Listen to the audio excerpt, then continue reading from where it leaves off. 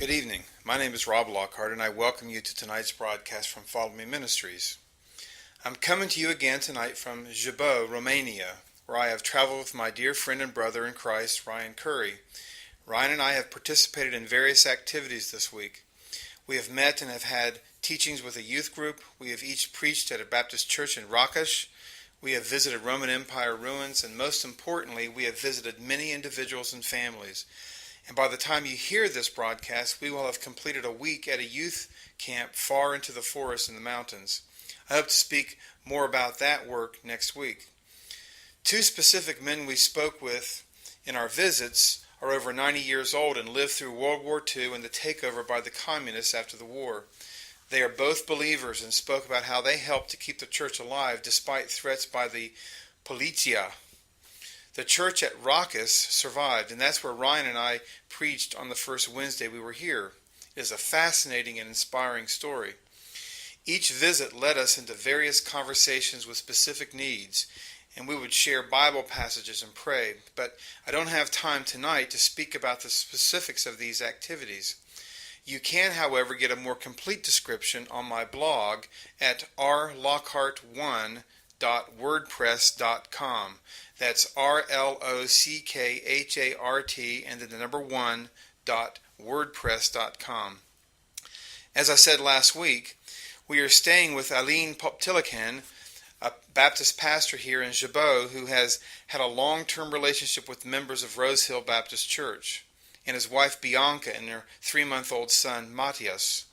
And I've had a wonderful time getting to know Aline and Bianca and Matthias. And isn't it a wonderful miracle that the same gift of grace given to each of us to the sacrifice of Christ on the cross has also bonded us with brothers and sisters around the world? I did not know Aline and Bianca before last week, but we were already connected by the shed blood of Christ on the cross. I spoke with Ryan last week, and tonight I will speak with Aline about the work with which he is engaged in Jibou and the area. Aline is concerned that the radio audience will find it difficult to understand him, but I have assured him first that his English is very good, and we'll take it slow, and I may interject at times to repeat some of the things he is saying, and I may help him at times. Good evening, Aline.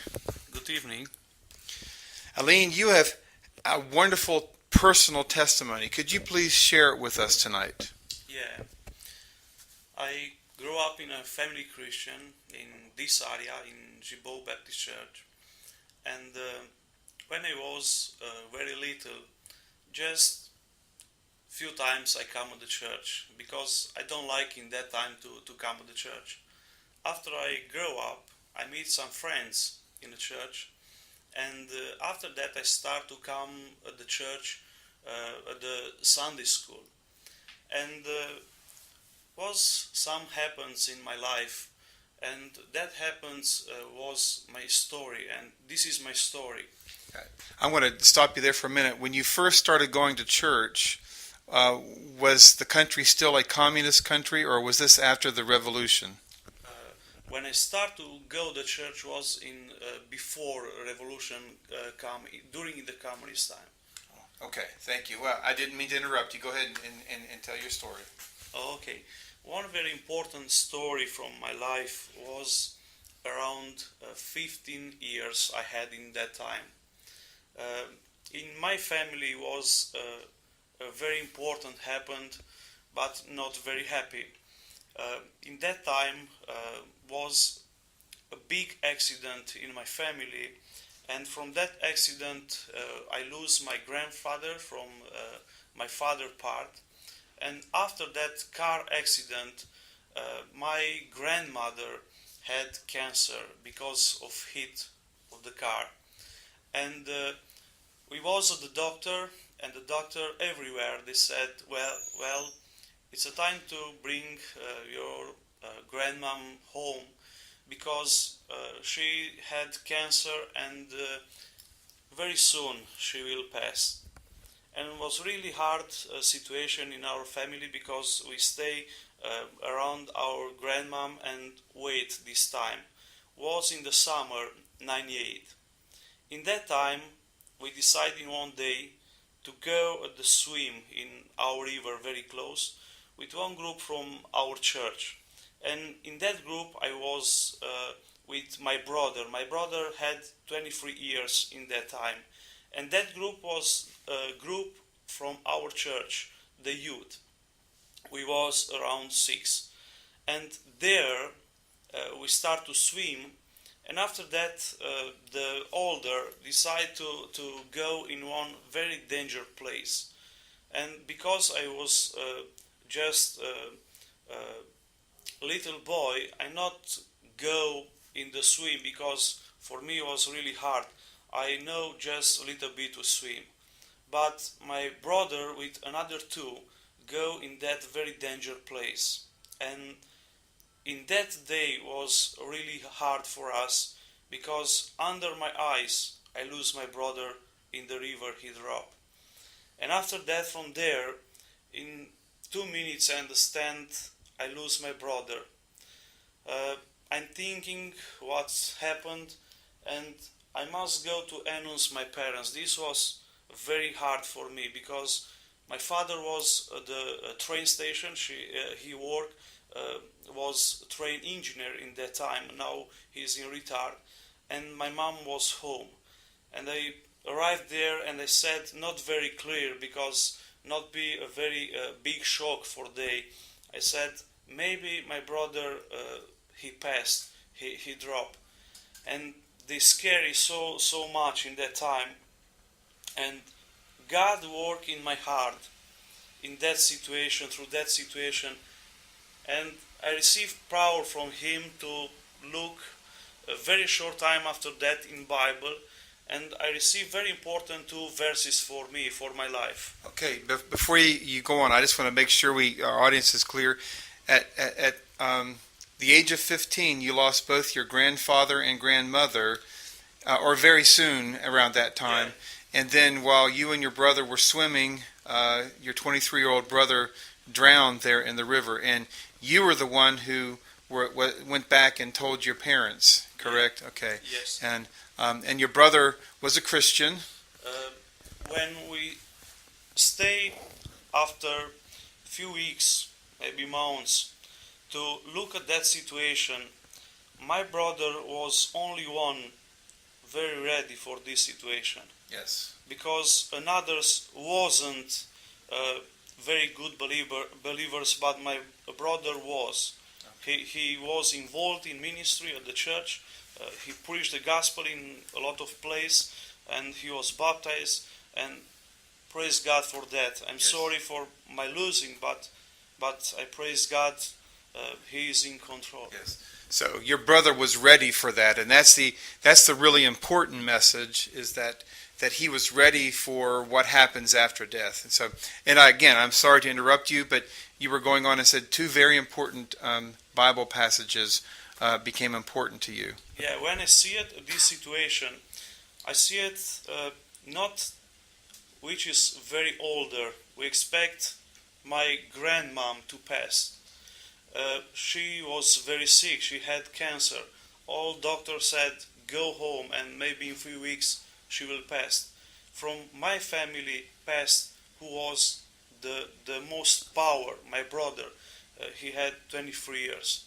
And I look at his life. He finished the high school in this area. After that he finished another 2 years in another area to study economical subject. And after that he go in army for 1 year. And from army he take license drive for all kind of cars. And after that he go at the university and have very good grades when he go to the university to be a good manager. He was in university time, 2nd year at the university, and when I look at his life, I understand few things. That things was never he go and he work maybe 1 or 2 days or something like that at the job, and I see it in his life a lot of things very important. And I said, well, which is very important for me? I choose in that moment to put my trust in God, and I decide with these 2 verses from Bible to follow Jesus. And this is very important for me. That two verses is from 1 Peter chapter 1, verse 24 and 25. In that Bible passage, God worked through that passage at my life. And I meet there, every one person is like a grass. And the grass will be time when past, dry, and fall down the flower. And my brother was in that time when open like a flower, have all future in the front. But 23 years was all for him. And I understand again from next passage, from next verses 25, all is past like a flower, but the word of God is forever. And the word of God which was preached to us through gospel. When I understand that, I put all my trust in God, because all passed, but His word stay forever. And I was in high school in that time. I prepared to be a good teacher for kindergarten and for fourth grade at the school. And I decided to finish that high school. And after that, I feel how God invite me to involve in ministry. Yes. I decided to go at the seminary in Romania here in Bucharest, and I was there for 4 years. And after that, my church, where I grew up, where I received Jesus Christ, where I was baptized, to invite me to be a pastor in this area. And I said, well, this is very important for me. After that 4 years, I decided to be a pastor, youth pastor in this area. I'm very glad about that, and I think it's very important choosing in my life. Okay, very good. And we have just a short time tonight. It looks like I'm going to maybe talk with Aline some more next week. But could you speak just briefly about the work that you are engaged in here in Jabot, but then the entire area? Now here in Jabot, I'm the first youth pastor in my church, in Jabot Baptist Church. Before me was youth ministry here, but I start a ministry and very organized, and I start to invest in my youth. We have a few generation in our church, and it's not very big, our town. It's around 11,000 people live inside. And after the youth finish the high school, usually they go at the university in another places. But I have 4 years to invest in they. And I'm very glad because in this time I see it a lot of youth who decide to follow Jesus and to be baptized and follow Him and be a good Christian. And I'm very glad when they turn back in our place. I see it him very close to God and follow Jesus, and I am very happy about that. I have around 80 students in my group, but this group is divided in three. One is who have a job, and usually they go in another part, maybe in another country. Another part is youth who go at the university, and usually in the summer they are home, but in the rest they are at the university. And here I work in the special with youth who is in the high school, and I have around 40 youths, and I work with they. And in rest I have another churches which I serve in this area.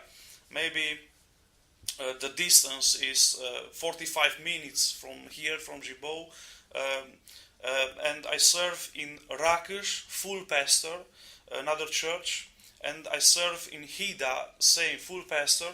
And from this year I start another ministry in another village, and that one village is Dragu. There we have just 2 sisters right now, and we meet there, we preach gospel in that village. Okay. All right. Well, and I'm afraid we just don't have more time tonight. I think I'm going to speak with Aline some more next week, and we'll have the camp under our belt, and we can talk about that some more. But that's all the time we have tonight. I would like to encourage you to visit our website at www.followmeministries.net to find out more about this ministry and find ways to support its work. I also encourage you to respond to these broadcasts by submitting an online response form with your questions and comments. You can also follow us on Facebook. Search for Follow Me Ministries and click like. Again, Eileen and I both thank you for listening tonight. Have a blessed week.